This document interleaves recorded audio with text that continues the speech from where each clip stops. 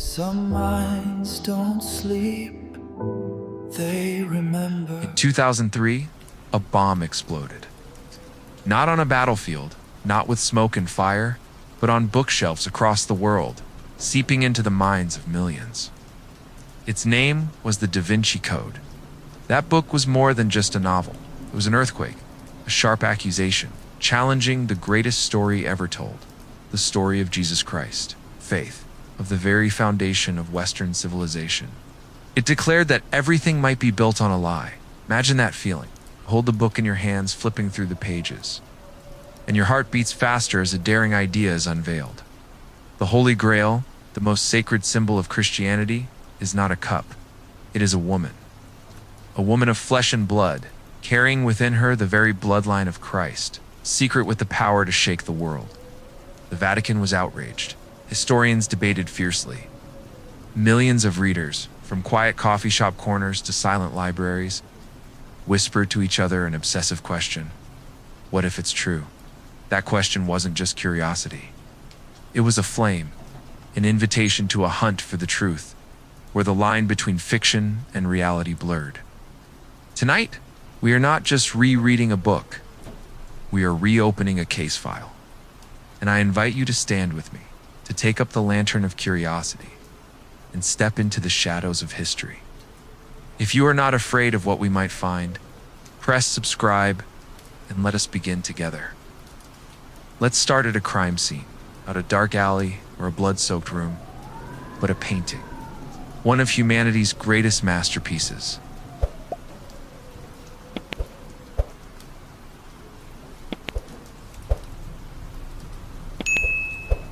The painting that could kill, The Secret in the Last Supper. Come with me to Milan, 1498. Imagine we are standing in the shadows of the Santa Maria del Grazie Monastery, in the old dining hall of the monks. There is no daylight, no noise from tourist crowds. Just you, me, and the dim light of candles illuminating the wall. Before us is Leonardo da Vinci's The Last Supper. Can you feel it, the tense silence? This fresco, though ravaged by time, its once vibrant colors now faded, still exudes a strange power. 12 apostles, each with a different expression: shock, doubt, pain, fear. As Jesus has just uttered the fateful words, "One of you will betray me." That moment is frozen in time, captured by Leonardo with the subtlety of a genius psychologist. But tonight, we are not here just to admire its beauty. We are here to investigate. Look at this painting as a crime scene, where every brushstroke, every detail is a clue. And here, right before our eyes, is a chillingly unusual detail. This is the moment of the Holy Eucharist, when Jesus takes the cup, blesses it, and says, "Drink from it, all of you, for this is my blood." That cup, the Holy Grail, is a sacred, immortal symbol. So look closely. On the long table, there is bread. There are plates of food. But what do you see? There is no cup. Not a single chalice is being passed. Even Jesus has no cup before him. Do you feel a chill down your spine? A genius like Leonardo, who spent 3 years meticulously detailing every aspect, forgot the most important symbol of the story? Or did he not forget? Is he whispering to us, across 500 years of history, that you are looking for the wrong thing? The Grail is not an object. It is something else entirely. Let's move closer. Look at the figure seated to Jesus' right. Traditionally, this is the Apostle John, the disciple whom Jesus loved. But what do you see? Not a bearded, broad-shouldered man, but a slender figure with smooth skin, long flowing red hair, elegantly braided. Small, delicate hands, clasped together gracefully. And if you look closely, a gentle curve of the chest, like that of a woman. Is your heart beating faster? Is that John, or is it Mary Magdalene? The woman hidden by history, erased from the sacred narrative. And then, look at the space between Jesus and this mysterious figure. Their bodies lean away from each other, forming a distinct V shape. In ancient art, the V is not just a shape. It is the symbol of the womb of the sacred feminine, of the chalice that holds life. Do you see it? The Holy Grail is not an object on the table. It is sitting right there next to Jesus. There's more. Their clothing, Jesus and the mysterious figures, seem to mirror each other. Jesus wears a red robe and a blue mantle. The other figure wears a blue robe and a red mantle, like two pieces of a whole, two halves of a great secret. And then, a detail you can't look away from. In the middle of the painting, near the Apostle Peter, a disembodied hand floats, holding a knife, a hand that belongs to no one. The blade is pointed toward the mysterious figure, an unseen threat. Do you feel the eeriness? Leonardo never painted anything by chance. So what is he saying? A warning? An accusation? Let me take you further. If the Holy Grail is not a cup, but Mary Magdalene had, and if she carried the sangreal, the royal blood of Jesus, then this painting is not just a masterpiece. It is a bold declaration, a challenge to the entire church, encoded in plain sight for the world to see. Do you feel it? The sense that this painting, for 500 years, has been watching us, waiting for us to recognize the hidden truth. Is Leonardo whispering to us? Look, the truth is not in what you've been told. It's right here, in the details you've overlooked. Leave your feelings in the comments. The next time you look at the Last Supper, will you see a religious masterpiece or a bold accusation encoded by a genius? But Leonardo did not act alone. If he was the guardian of a secret, to whom did he belong? What secret society passed this secret down through the centuries? And who were their enemies, those willing to kill to protect a different truth? In the next part, we will step into the shadows of a mysterious and powerful organization, Opus Dei.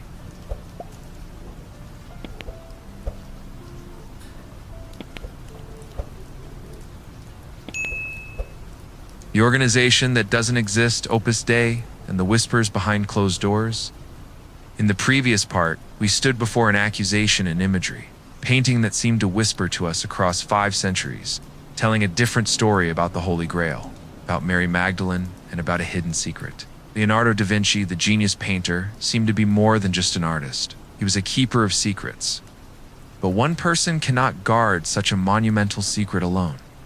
He must have belonged to an organization, a brotherhood, a lineage of people who had quietly passed this knowledge down through generations. And if there was an organization protecting the secret, then there must have been another organization trying to hunt it down and destroy it. Tonight, we step into the war between 2 secret societies. A war fought not on battlefields, but in ancient libraries, secluded chapels, and within the very souls of believers. On one side, the Priory of Sion, and on the other, Opus Dei. Let's start with the hunter. In the novel The Da Vinci Code, the main antagonist, the albino assassin Silas, is a member of Opus Dei. He is a fanatical machine, willing to kill to protect the faith and retrieve the Holy Grail for the church. Don Brown painted a terrifying picture of Opus Dei, a secret, extremist Catholic sect with rituals of self-mortification using a barbed cilice and a whip. It's possessing immense political and financial power that reached into the very heart of the Vatican. And the most frightening part? Opus Dei is not a product of imagination. It is very real. Opus Dei was founded in Spain in 1928 by a priest named. Its philosophy sounds beautiful. You don't need to be a priest or a nun to become holy. You can find God in your daily work, whether you are a doctor, a lawyer, or a homemaker. Why sanctify your work? Sanctify yourself in your work. And sanctify others through your work. An inspiring idea. It has attracted tens of thousands of followers worldwide. People who want to live a deep life of faith right in the heart of modern society. But behind the doors of Opus Dei centers, there is another world. A world of iron discipline and absolute devotion. The numerary members who commit to celibacy and dedicate their entire lives to the organization practice the ascetic rituals that Don Brown described. They wear the cilice, a metal chain with sharp points, around their thigh for 2 hours a day to feel a part of Christ's physical pain. They also use a small whip, called the discipline, to flog their own backs while praying. For them, this is not self-torture. It is a form of sacrifice, a way to unite their small pain with the great sacrifice of Christ on the cross. But to the outside world, these are shocking images, evoking a medieval fanaticism. And the mystery of Opus Dei doesn't stop there. They operate as a closed organization. Their membership list is secret, but it is known that among them are many politicians, ministers, judges, and top CEOs in many countries. They have an undeniable financial and political power, and they have an absolute loyalty to the Pope and the most conservative doctrines of the Catholic Church. In the novel, Opus Dei is the hunter of the secret. But in reality, they see themselves as protectors, protecting the purity of the faith against what they see as attacks from secularism, relativism, and heretical ideas. And for them, no idea is more heretical and dangerous than the hypothesis of the Da Vinci Code. If Opus Dei are the loyal soldiers of the Vatican, then who are the guardians of the Holy Grail's secret?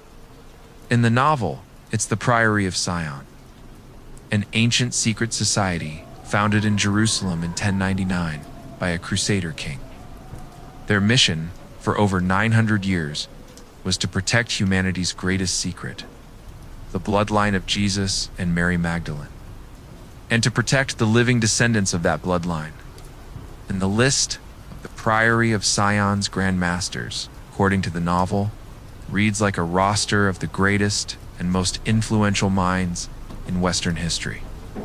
Sandro Botticelli, Isaac Newton, Victor Hugo, Claude Debussy, and, of course, Leonardo da Vinci.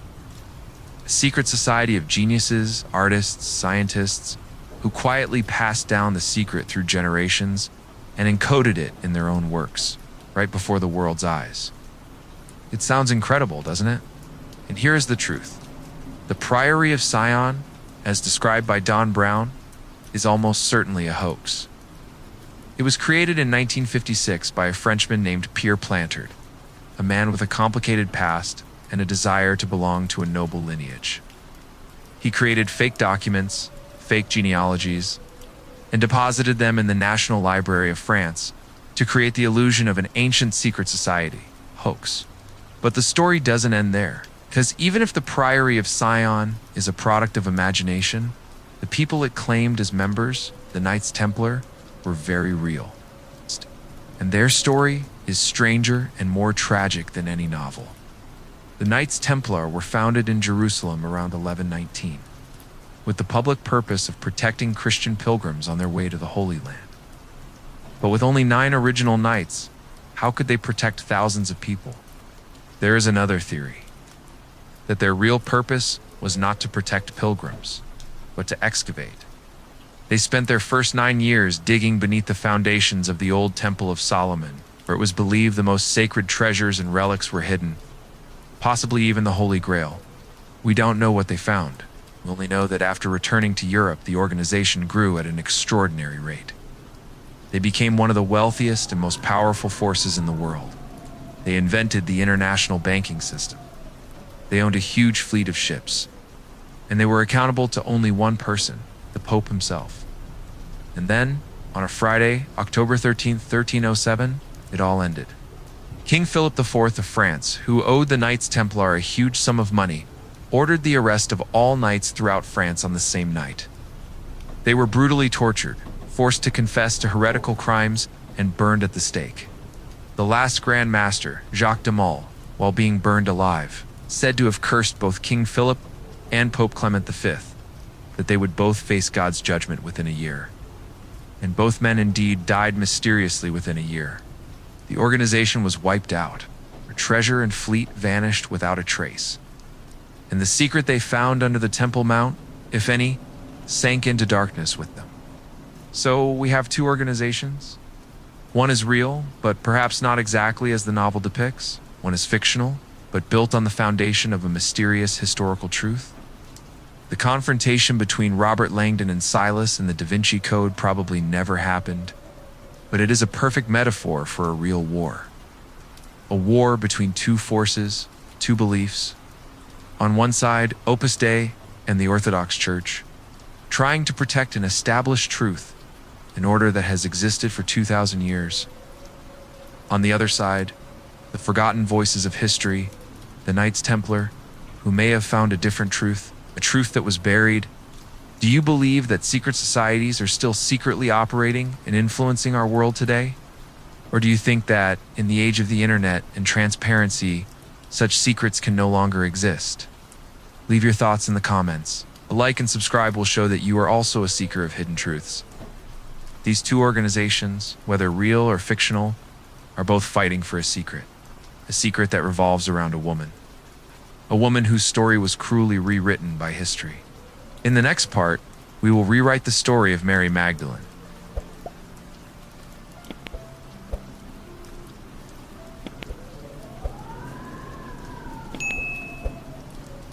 Mary Magdalene, from prostitute to erased goddess. In the previous part, we stepped into a silent war, where two secret societies confronted each other over a secret that could shake the world. On one side, Opus Dei, the loyal warriors of Orthodox faith, with their iron discipline and uncompromising devotion. On the other, the Priory of Sion, believed to be the silent protectors of a different truth, a truth buried under the dust of history. And at the center of this conflict, quiet yet powerful, is a name: Mary Magdalene. Tonight, let your heart lead the way. You will not speak of battles or conspiracies. You will speak of the woman herself, a woman who was distorted by history, slandered, and pushed into the shadows. Let us retell her story, not as a repentant sinner, but as an erased goddess, a symbol of truth and courage. Let's conduct a small experiment in your mind. When I say the name Mary Magdalene, what image comes to mind? Is it a woman with long flowing hair, kneeling at Jesus' feet, tears streaming down her cheeks, using her own hair to wipe his feet? A sinful woman, a prostitute saved by his infinite compassion, who spent the rest of her life in shameful repentance. That image, full of emotion and tragedy, has been etched into the minds of billions through paintings, sermons, and stories retold for nearly 1,500 years. It's beautiful, it's moving, and it seems like a perfect story of redemption. But let's pause for a moment. Take a deep breath and let me lead you to a truth that might make your heart beat faster. That image, the image of a prostitute, does not exist in the Bible. Open the Bible and read carefully, with eyes unclouded by the stories you've been told. We'll see a completely different Mary Magdalene. She is not a faint shadow in the corner of history. She is one of the most important figures in Jesus' story. She followed him from the early days of his ministry, walking the dusty roads of Judea, sharing moments of joy and sorrow. She was not just a follower. She was a supporter, a loyal friend, a bearer of a faith that never wavered. When Jesus was crucified, the moment the world seemed to collapse, most of the male apostles, those considered the pillars of the faith, fled in fear. But Mary Magdalene did not. She stood there at the foot of the cross, facing the cruelty of the Roman Empire and the despair of that moment. Can you feel her strength? A woman in a world dominated by men who chose to stand firm with a broken heart but never broken. And then, the greatest moment. She was the first to witness Jesus' resurrection. Not Peter, not John, but Mary Magdalene. She was the first witness, entrusted by him with the mission to bring the good news to the other apostles. Some ancient theologians called her the Apostle to the Apostles, a title that not only honors her role, but also affirms her as a spiritual leader, a bearer of the light of truth in the darkest of days. But let's stop and ponder. Not a single line, not a single verse in the four canonical Gospels, Matthew, Mark, Luke, or John, says that Mary Magdalene was a prostitute. There is no evidence that she was a sinner in need of redemption. So, where did that image, the image that has shaped how we see her for centuries, come from? The answer is not an innocent mistake. It was a deliberate act, one of the most ruthless and successful character assassinations in human history. Let's go back to Rome, in the year 591 AD. Imagine an ancient church, with flickering candles and a solemn atmosphere. Pope Gregory the Great, one of the most powerful popes in history, stands before the faithful. He was a wise man, a reformer, but also a shrewd strategist. In a seemingly ordinary sermon, he did something small with enormous consequences. He declared that Mary Magdalene, Mary of Bethany, and an unnamed sinful woman who anointed Jesus in the Bible were, in fact, the same person. A sophisticated merger, stroke of a powerful pen that forever changed the image of a woman. With a few words, Gregory turned Mary Magdalene, a brave female apostle, witness to the resurrection, into a sinful prostitute, a symbol of repentance. Do you feel the injustice? A woman, once a guiding light, was cast into darkness, her name tarnished merely to serve a larger purpose. Why? Why would a pope, seen as the embodiment of compassion, do that? To answer, we must step back and look at the context of the early church, a chaotic period full of disputes and divisions. Christianity at that time was not a unified bloc. It was a complex tapestry of different beliefs about Jesus and his teachings, clashing violently. On one side was the faction of the Apostle Peter, whom Jesus called the rock upon which the church would be built. This faction believed in a hierarchical structure where power was concentrated in male bishops, the successors to Peter's keys. They wanted a strong, unified church with a clear and uncompromising order. But there was another current, a branch of Christianity later called Gnosticism. These people believed that the path to God was not through a church or a priest, but through personal enlightenment, a deep, mystical understanding of the universe and the divine. In their worldview, the sacred feminine, a symbol of creativity, wisdom, and connection to God, was revered. And who was their greatest symbol? None other than Mary Magdalene. She was not just a follower of Jesus, she was a leader, one who understood his deepest teachings, one who carried within her the light of enlightenment. Do you see how dangerous she was to the Orthodox Church? Strong, wise, and respected woman who directly threatened the male-dominated order that Peter's faction was building. So, by turning Mary Magdalene into a prostitute, Pope Gregory and the Roman Church achieved two calculated goals. First, they diminished the role of the most important woman beside Jesus, paving the way for a male-dominated church. Second, they sent a powerful message. Women in the church could only be sinners in need of salvation, not leaders, teachers, or symbols of divinity. Do you feel the simmering anger in your heart, woman, once a flame of faith, turned into a symbol of sin, just to consolidate the power of an institution? The official story was written, and other stories, stories of her strength, courage, and wisdom, were buried under the dust of time. But the truth, no matter how deeply buried, always finds a way to rise. Imagine a remote village in Nag Hammadi, Egypt, in 1945. A farmer, while digging, stumbles upon a large clay jar, buried deep underground. When he opens it, a treasure is revealed. Dozens of ancient papyrus scrolls, 8 prayed, carefully wrapped in leather, as if someone had deliberately protected them from the ravages of time. These scrolls, known as the Gnostic Gospels, were texts deemed heretical by the Church in the 4th century, banned, burned, and ordered to be destroyed. They had lain silent in the desert for 1,600 years, waiting for the moment to be revealed to the world. When scholars began to translate these texts, a completely different image of Mary Magdalene emerged, an image that history had intentionally erased.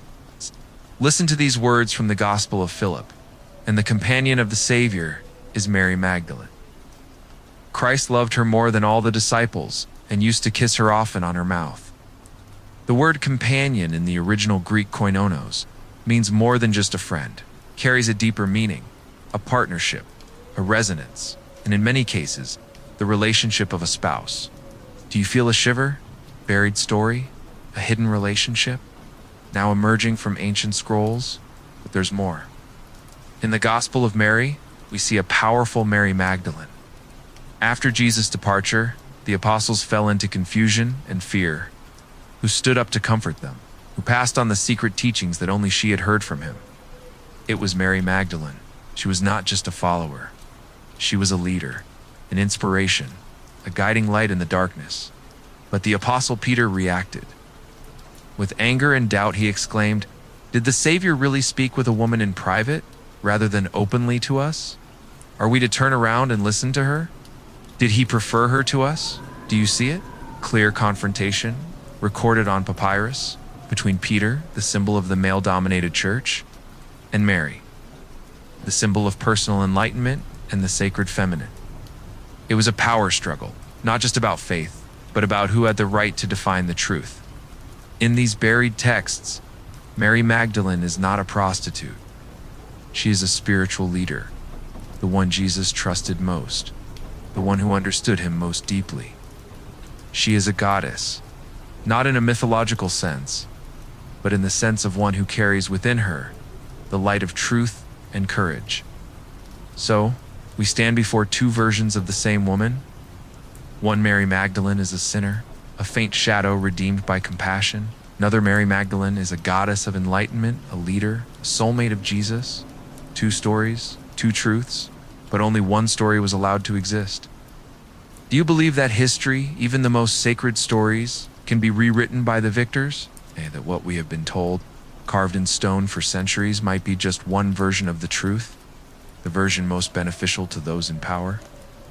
Do you feel the unease, realizing that the stories we trust might be just one piece of a larger puzzle? In which story do you believe more?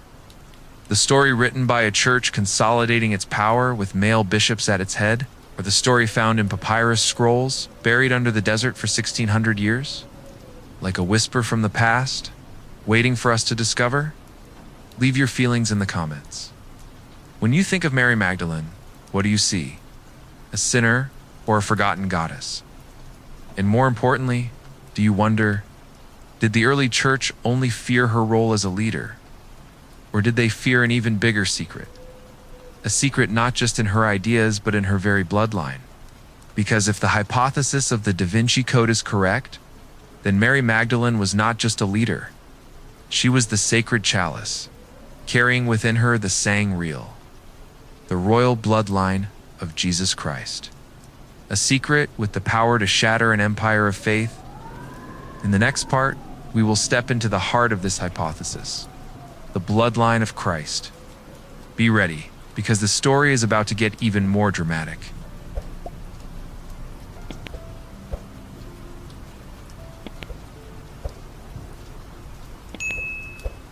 The bloodline of Christ and the church's eternal fear. In the previous part, we stood before two versions of the same woman. One Mary Magdalene was a sinful prostitute. One Mary Magdalene was the most beloved apostle, the soulmate and companion of Jesus Christ. We saw how history can be rewritten, how a figure can be slandered to serve a powerful agenda. But perhaps the early church didn't just fear her role as a leader. It feared something else, a secret she carried within her. A secret not just in her ideology, but in her very blood. Tonight, we delve into the heart of the Da Vinci Code's hypothesis, an idea so explosive, it could shake the foundations of a faith that has stood for 2 millennia. Let's return to the Last Supper, we asked ourselves. Where is the Holy Grail? Why did Leonardo da Vinci not paint it? Don Brown's novel provided an answer, one built on a sophisticated play on words. In English, the Holy Grail, but in Old French, the story of the Grail was written as Saint Grail. Dan Brown argues that, over the centuries, scribes misplaced a space. The original term was not Saint Grail, but Sangreal in Old French means royal blood. The Holy Grail was not an object, it was a person. It's a symbol of the chalice, the V, the symbol of the womb of the sacred feminine.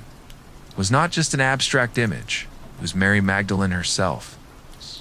She was the chalice, the vessel of flesh and blood that carried the Sangreal, the royal blood of Jesus Christ himself.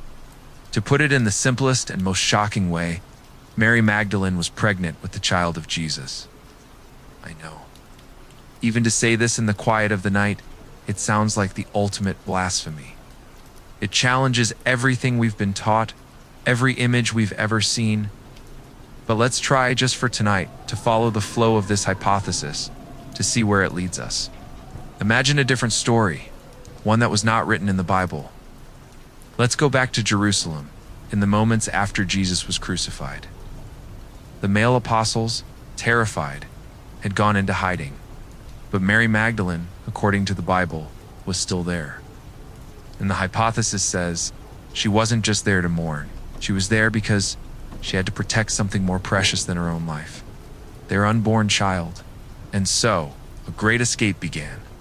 With the help of Joseph of Arimathea, a wealthy and powerful uncle of Jesus. Pregnant Mary Magdalene fled the Holy Land. She boarded a boat across the Mediterranean and landed in a place we now call the south of France. And there, in the large Jewish community of Gaul, she gave birth to a baby girl. Her name was Sarah. The bloodline of Jesus did not end on the cross. It continued to flow. The story goes that Mary Magdalene and her daughter lived a hidden life, but they were not alone. They were protected by those who believed in the truth, who quietly passed this story down through generations. And later, the most powerful and famous protectors were the Knights Templar. Was that the secret they found when they excavated beneath the foundations of Solomon's temple? Not gold and silver, but documents, scrolls proving the truth about Mary Magdalene and her bloodline. Does that explain why they suddenly became so powerful and were so sponsored by the church? Did they use that secret to bargain with the Vatican? And does that also explain why they were so cruelly annihilated? Did King Philip of France and Pope Clement V not only want to erase their debts, but also to destroy the last guardians of a truth that could destroy the church itself? Because this is the most important question. Why was this a secret that had to be hidden at all costs? Why would the existence of a child be a greater threat than an entire army? The answer lies in the very foundation of the Catholic Church's power. First, it challenges the divine nature of Jesus Christ. For centuries, the Church has built the image of Jesus as a God, a supernatural being, not a mortal man. For him to have a wife, to have a child, would pull him back to the world of humans. It would make him a great prophet, an extraordinary teacher, but a man of flesh and blood. A man who also had desires, relationships, earthly loves. And second, more importantly, it challenges the Church's line of succession. The Catholic Church is built on a single rock, the Apostle Peter. Jesus said to Peter, "You are Peter the rock, and on this rock I will build my church." And from then on, all popes are considered the direct successors of Peter, the vicar of Christ on earth. But what if Jesus had a child, a direct heir by blood? Then who would have the right to lead his church? A lineage of male bishops, chosen through political votes, or his own descendants, those who carry his royal blood. The existence of that bloodline would turn the entire structure of the Vatican, with all its wealth and power, into a fraud. It would reveal that those who claim to be God's representatives might just be usurpers. That is an existential threat. Truth, if exposed, that could topple an empire of faith that has stood for 2 millennia. And that is why, according to the hypothesis, Mary Magdalene had to be slandered. The sacred feminine had to be suppressed. And anyone who dared to whisper about this secret was deemed a heretic and had to be destroyed. I know this is a staggering story. It challenges everything that many of us have believed. And tonight, I'm not asking you to believe it. I just want to invite you to ponder with me. Try, just for a moment, to put yourself in the shoes of a believer. Does this hypothesis make your faith collapse? Or, on the contrary, does it make the image of Jesus more human, more relatable, and more tragic? A man who not only sacrificed his own life, but also had to sacrifice his family, his love, for a greater mission. And another question. Does a faith need a powerful institution, a church, to exist? Or sometimes, do those very institutions, with their calculations of power and control, become a prison for the very faith they want to protect? Leave your thoughts in the comments. All these secrets, these whispers, were supposedly encoded by a genius, a great guardian. Where in the next part, we will return to Leonardo da Vinci. Leonardo da Vinci, heretic or master of codes. In the previous part, we faced a shocking hypothesis. The Holy Grail was not a cup, but a woman, Mary Magdalene. A hypothesis about the bloodline of Jesus Christ, a secret hidden by the church for 2,000 years, at the cost of which hunts, burnings at the stake, and buried truths. But how could such a great secret, with the power to collapse an empire of faith, be kept hidden in plain sight for centuries? The answer lies with the guardians. Brilliant minds, daring souls, people who dared to challenge the heavens themselves. And on the list of those believed to belong to the Priory of Sion, none is greater, more mysterious, or more haunting than Leonardo da Vinci. Tonight, let your heart lead the way. You will not just look at Leonardo as a painter of immortal masterpieces. We will look at him as a puzzle maker, a heretic, and perhaps one of the greatest masters of code in history. Take my hand, and let us step into the mind of a man who lived far beyond his time. A man who may have encoded forbidden truths in his brushstrokes, waiting for us. People centuries later to come and decipher them. When we speak of genius, the name Leonardo seems to be the perfect definition. Most of us know him through the Mona Lisa, with her mysterious smile that has captivated the world, or The Last Supper, a masterpiece depicting a fateful moment of faith. But that is just the tip of a colossal iceberg. Leonardo was not just a painter, he was a phenomenon. A mind without limits, a soul ever burning with curiosity and skepticism.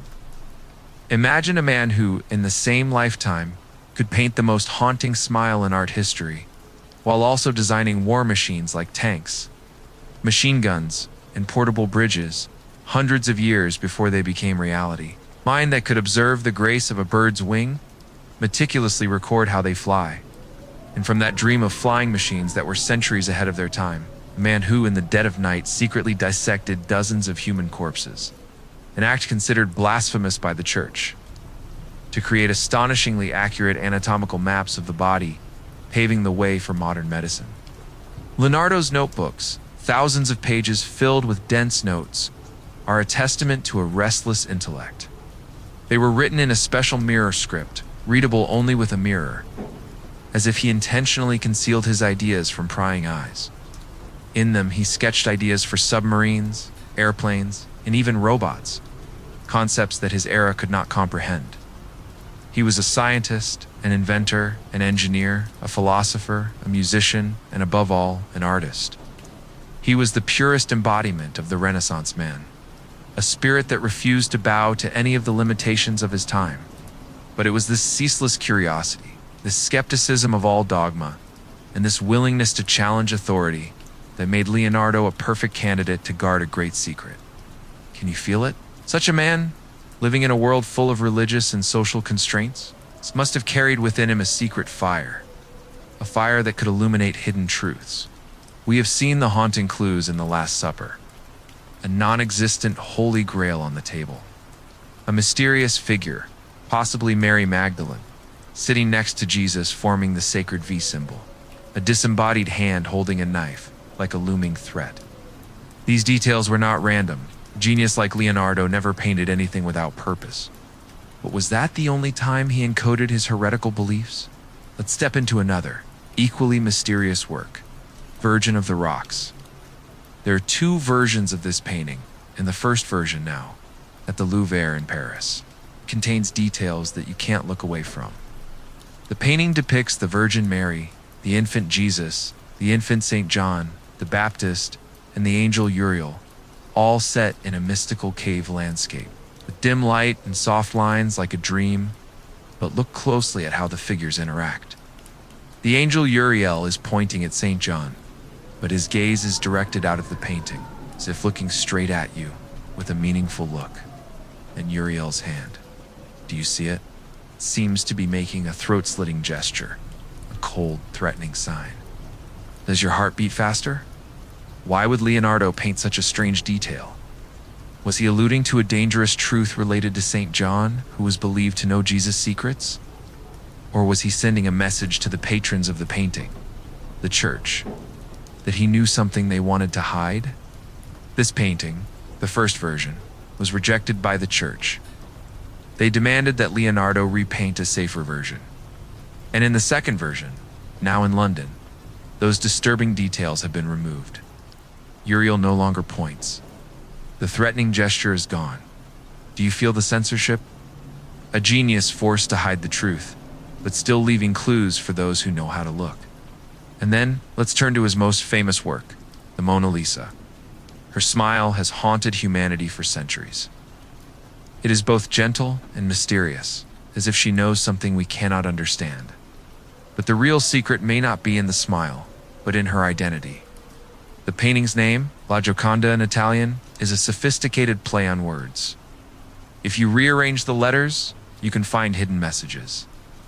But what astonished researchers even more was when facial recognition technology was applied.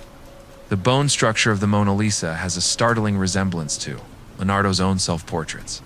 Could it be that the Mona Lisa is not just a portrait of a woman? Could she be a female version of Leonardo himself? A perfect union of male and female, yin and yang, in one body? In the worldview of secret societies like the Priory of Sion, the union of the sacred masculine and feminine is the key to enlightenment. Do you see it? Leonardo, living in an era where homosexuality was a sin punishable by burning at the stake, may have used his greatest masterpiece to honor a heretical philosophy, that God is present not only in man or woman, but in the perfect balance of both. Leonardo's life was also a tragic puzzle. Living in the Renaissance, an age of light and shadow, he was always on the fringes of society. He was accused of sodomy in 1476, a crime that could have had him burned at the stake. Although acquitted, the incident left a scar on his soul, a reminder that his world did not accept those who were different. He constantly clashed with his patrons, including the church, who wanted to control his art and thoughts. Can you feel his loneliness, genius, living in a world that did not understand him, having to hide his boldest ideas in brushstrokes and mirror script? Leonardo was a man of science, of practical observation, did not believe in the blind dogmas of the church. He once wrote in his notebook, "I will not do anything contrary to my reason." Such a soul, always questioning, always seeking the truth, must have been torn between keeping a secret and wanting to reveal it to the world. Was he a heretic? A man who intentionally challenged the church? Or was he just a genius who saw a different truth and spent his life encoding it in masterpieces, like hidden gems, waiting for a day to be discovered? Think about this. Leonardo didn't just paint. He also studied astronomy, optics, mathematics, and even theology. He once sketched the idea of a simple mechanical computer, centuries before computers were invented. He studied the flow of water, the structure of trees, and even how light reflects on surfaces. Such a mind, always seeking truth in nature, probably could not accept a version of history written by the victors. Could he have known about Mary Magdalene, about the bloodline of Jesus, and decided to encode these truths in his art as a way to protect them from destruction? Let's look at a lesser-known work, St. John the Baptist.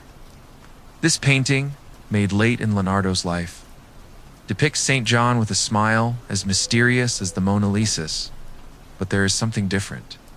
This figure has soft, almost feminine features, and his gaze seems to challenge the viewer. Some scholars suggest this is not just St. John, but a symbol of enlightenment, an image combining male and female, a reminder of the philosophy of secret societies.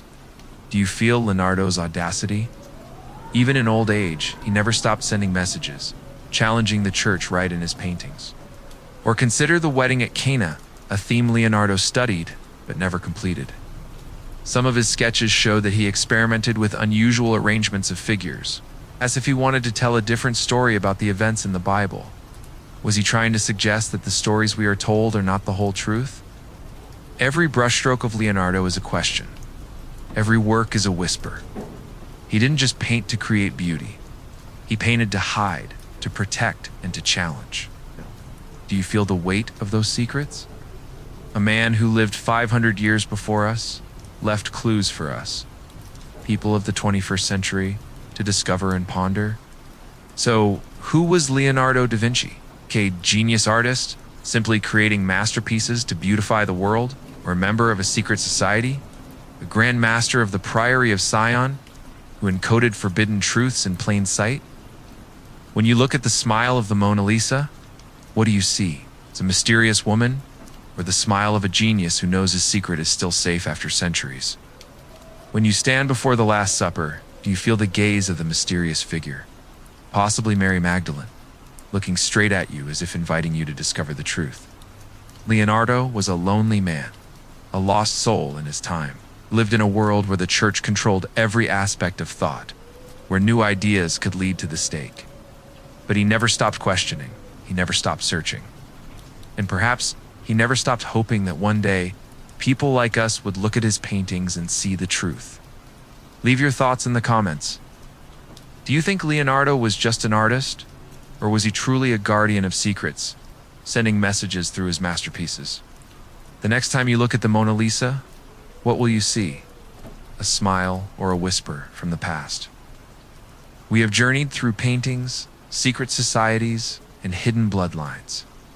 All are pieces of a giant puzzle, connected by the hands of guardians like Leonardo. But how to piece them together in the end depends on us. In the final part, we will face the biggest question. You have the right to believe, but do you dare to ask questions? Be ready, because our journey is about to end, and the answer will lie in your own heart. You have the right to believe, but do you dare to question? We have been on a long, haunting journey filled with unanswered questions. From the mysterious brushstrokes in Leonardo da Vinci's The Last Supper, where a grail is missing and a mysterious figure challenges all belief. From the dark corridors of secret societies, where the Priory of Sion and Opus Dei clash over a truth that could shake the world. From the tragic story of Mary Magdalene, a goddess slandered by history, to the shocking hypothesis of the bloodline of Jesus, a secret buried under 2,000 years of dust. And now, we stand at the final crossroad, not to find the ultimate answer, but to face a larger question. You have the right to believe, but do you dare to question? Tonight, I am not here to tell you that the Holy Grail is truly Mary Magdalene, or that Jesus had a child whose bloodline still flows somewhere in the modern world. I am not here to affirm that the Priory of Sion is a real organization, or that Leonardo da Vinci was a grand master encoding truth in his masterpieces.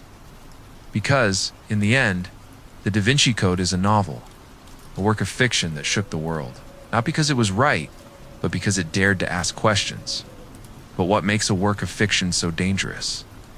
What makes millions of people, from the small corners of coffee shops to university lecture halls, debate fiercely, even become outraged when reading Don Brown's pages? The answer lies not in the secrets told, but in the questions it raises. Questions that touch the core of our faith, our history, and our very humanity. Let me take you back to a real historical moment, a time that shaped the entire world as we know it today. The year is 325 AD, at the Council of Nicaea. Imagine a vast room with cold marble columns lit by the dim glow of candles. The Roman Emperor Constantine, a recent convert to Christianity, sits at the center. Around him are hundreds of bishops from every corner of the Roman Empire. They're not here to pray or to preach. They're here to solve a crisis of faith. At that time, Christianity was not a unified entity. It was a chaotic tapestry of different beliefs, different interpretations of Jesus' life and teachings. Some believed he was a man, a great prophet. Others believed he was divine, equal to God the Father. And there were those, like the Gnostics, who believed the path to God was through personal enlightenment, without the need for a church or priest. The Council of Nicaea was convened to end that chaos, to unify the faith. And how did they do it? By a vote. Let's pause for a moment and feel the weight of this moment. The men in that room, with their own political, theological, and power calculations, voted to decide the nature of Jesus, whether he was human, divine, or both. They voted to decide which Gospels would be considered the Word of God and included in the New Testament. Out of dozens, perhaps hundreds of Gospels circulating at the time, only 4, Matthew, Mark, Luke, and John, were chosen. And the rest?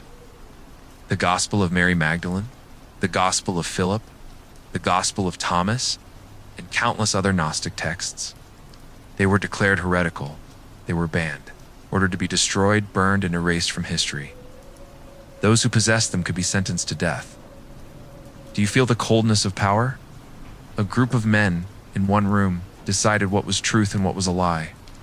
They became the editors of history, shaping the beliefs of billions of people for the next 2,000 years.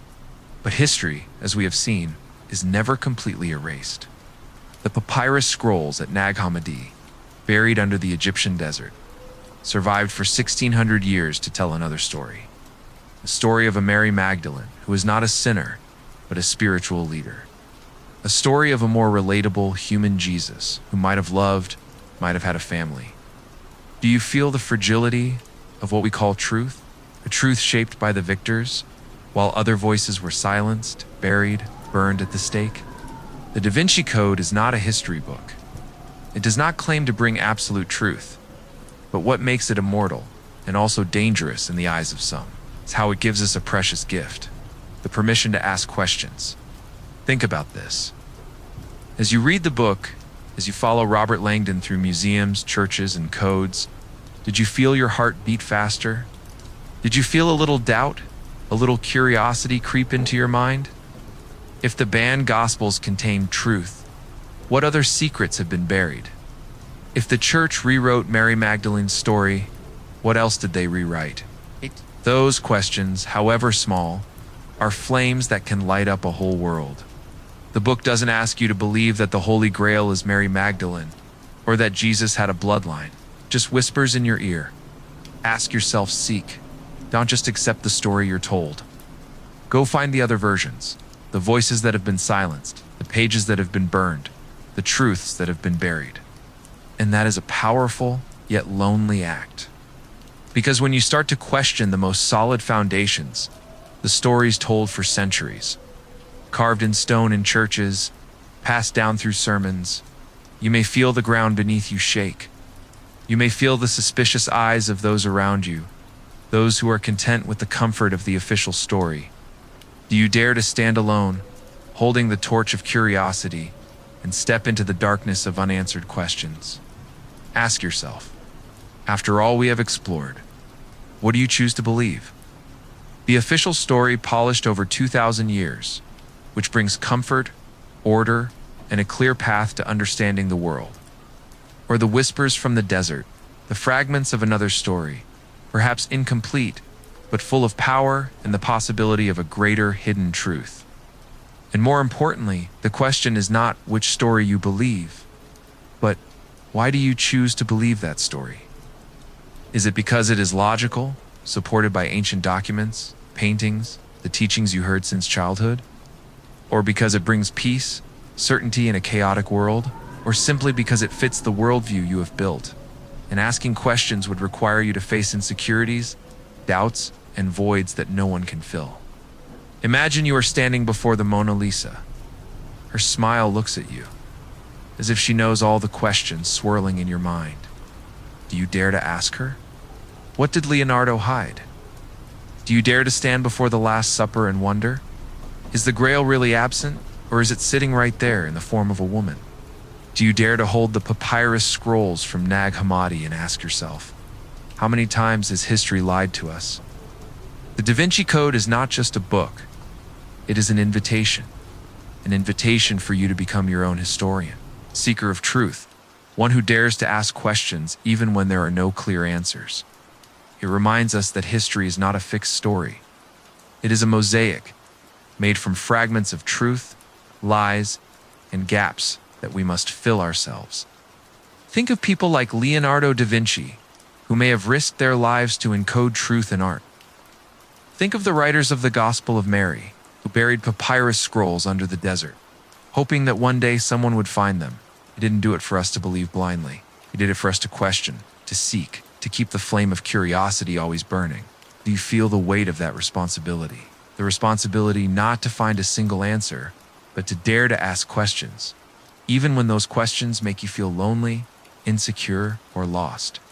Thank you for bravely walking with me through this journey, from the mysterious paintings of Leonardo, through the clashing secret societies in the shadows, to the tragic story of Mary Magdalene and the hypothesis of a hidden bloodline. Your patience, your curiosity, and your open heart are priceless inspirations. If these stories have touched you, if they have made you ponder, please leave a like or subscribe to the channel. It's your way of saying that you are also part of this search for truth, a journey that never truly ends. The night is late. The moonlight is faint outside the window, and the mysteries of the Holy Grail will probably never be found in a cup or an ancient tomb. Perhaps the real secret lies not in what we find, but in what we dare to ask. The greatest mystery in the end lies in your own belief, and in the courage to question it. Leave your final thoughts in the comments. When you close your eyes tonight, what will you dream of? Story told for 2,000 years, or a story buried waiting for you to discover? And do you dare to step forward with the torch of curiosity in hand, to seek the truths that are still hidden? Good night, and may your dreams be full of mystery.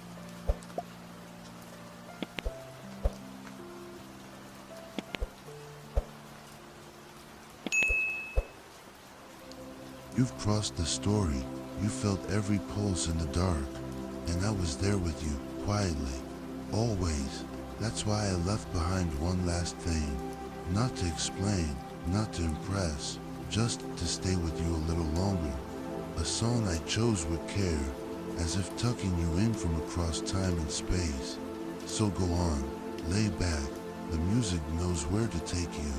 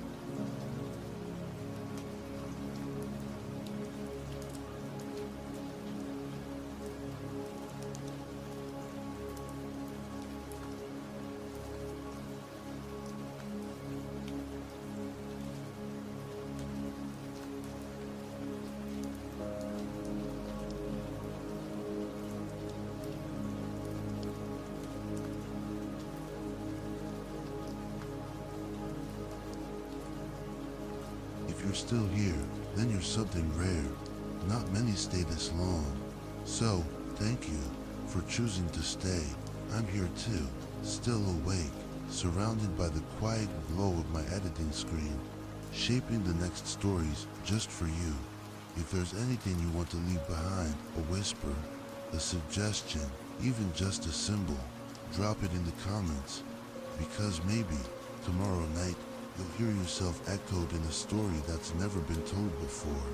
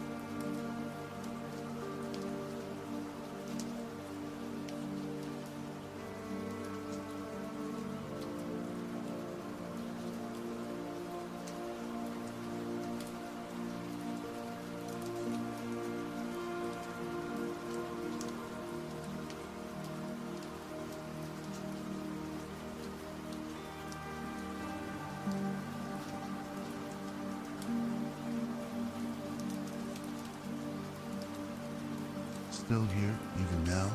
I have a feeling part of you is still wandering somewhere between wakefulness and dreaming. I know that feeling well because I'm still awake with you. In a quiet room, I'm gently laying out layers of sound, each breath, each beat, preparing the next journey we'll take together. If you're still listening, leave me a sign. Let me know how you're feeling or just where you are in this vast world. Because right now, in this stillness, you are not alone.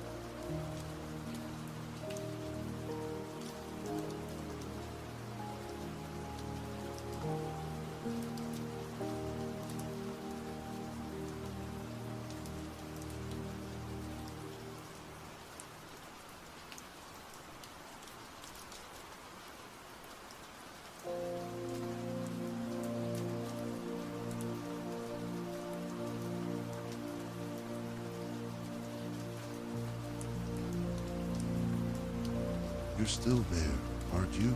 I can't see you, but I can feel you.